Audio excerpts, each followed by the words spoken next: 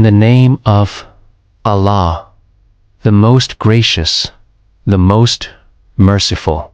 Once, when the Prophet Muhammad, peace be upon him, was passing by a graveyard, his young daughter, Fatima, may Allah be pleased with her, asked, Ya Rasulallah, I see people making their graves beautiful and adding decorations to them.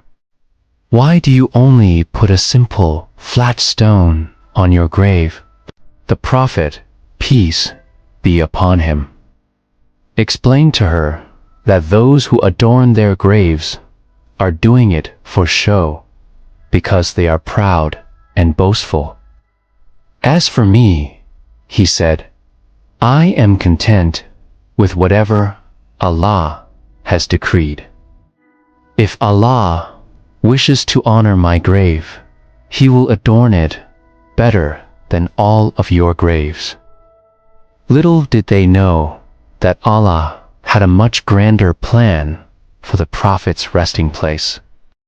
When the Prophet, peace be upon him, migrated to Medina, some of his companions were buried there. Many years later, when the Prophet passed away, he was laid to rest in a simple grave in the same graveyard. At first, the grave was marked by just a flat stone, but after a while, a small dome was built over it. Over the years, it became the most visited site in Medina. Millions of Muslims from all over the world come to pay their respects at the Prophet's grave. But what makes this grave so special? What caused so many great leaders and kings to be buried there? Well, the answer lies in a powerful hadith. One day, the Prophet Muhammad, peace be upon him, told his companions about a secret he had received from Allah. He said, there is a place in Medina which Allah has chosen.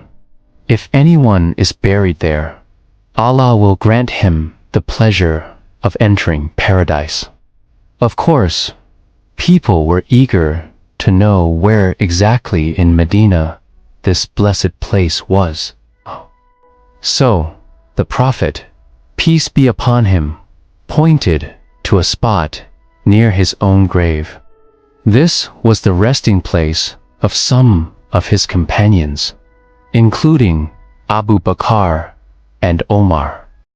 After hearing this hadith, many of the Prophet's followers requested to be buried near him. So when they died, their bodies were placed in the same graveyard. But why did Allah choose this particular place? What made it so special? To understand this, we need to look at the qualities of those who were buried there.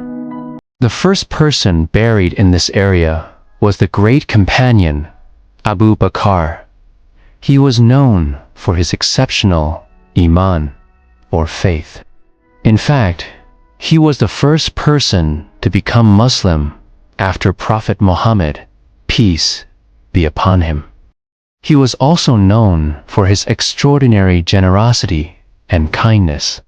When the Prophet, peace be upon him, migrated to Medina, Abu Bakr sold all of his possessions and gave the money to the poor.